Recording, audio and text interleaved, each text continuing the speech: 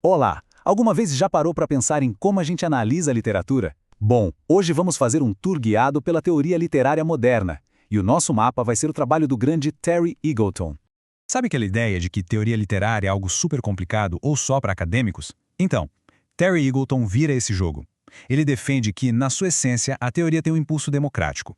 A ideia não é fechar a literatura numa torre de marfim, mas sim dar ferramentas para que mais gente possa analisar e discutir os textos. Nosso ponto de partida é a década de 1960.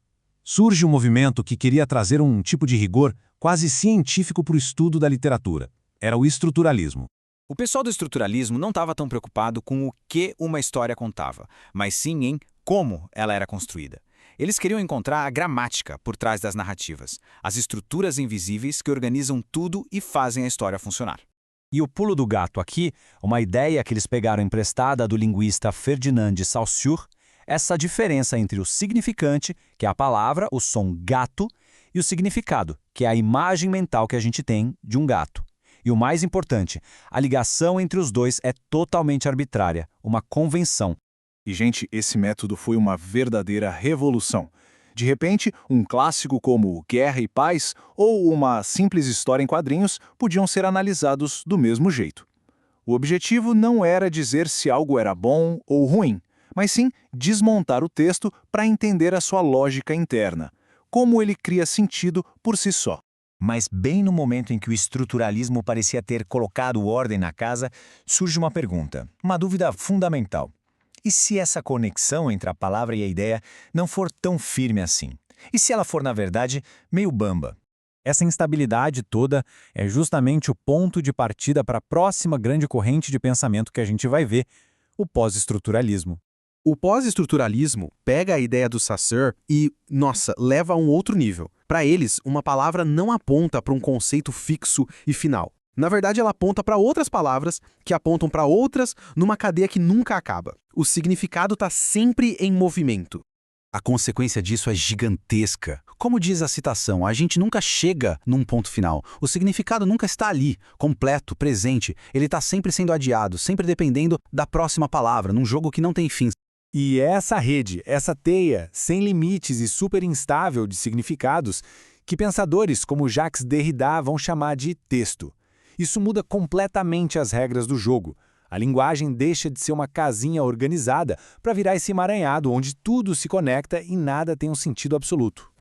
Ok, mas como se analisa uma teia dessas? A principal ferramenta é a desconstrução.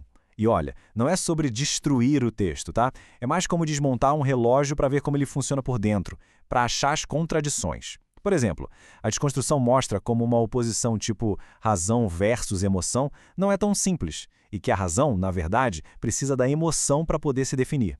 E todo esse pensamento nos leva a uma das ideias mais famosas e polêmicas, a morte do autor. Se o sentido é essa rede instável, a intenção original de quem escreveu perde um pouco da sua importância, né? O lugar onde os múltiplos significados do texto se encontram, mesmo que por um instante, passa a ser quem está lendo. Certo. Então, se o sentido não é fixo, se os textos escondem essas dinâmicas de poder, qual o impacto disso no mundo real, fora dos livros? Essa linha do tempo aqui ajuda a gente a visualizar bem essa jornada. O foco, que antes era totalmente interno, olhando só para a estrutura do texto, começa a se virar para fora. E as ferramentas que foram criadas para analisar a literatura se tornam superpoderosas para análise política e social.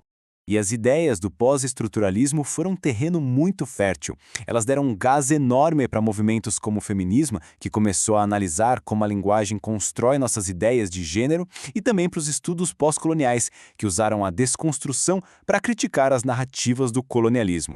É aqui que a gente entende o ponto central. Para o Eagleton, a teoria literária é, no fundo, um ramo das ideologias sociais. As implicações vão muito além da página de um livro. Elas têm a ver com as formas como a gente constrói sentido na nossa vida e na sociedade como um todo. No fim das contas, a grande lição é que essas ideias, que parecem tão abstratas, nos dão uma lente muito poderosa. Elas nos ensinam a questionar as estruturas, as hierarquias e as histórias que a gente costuma aceitar como naturais, moldando a nossa realidade. É um convite para a gente ler não só os livros, mas o próprio mundo de um jeito novo.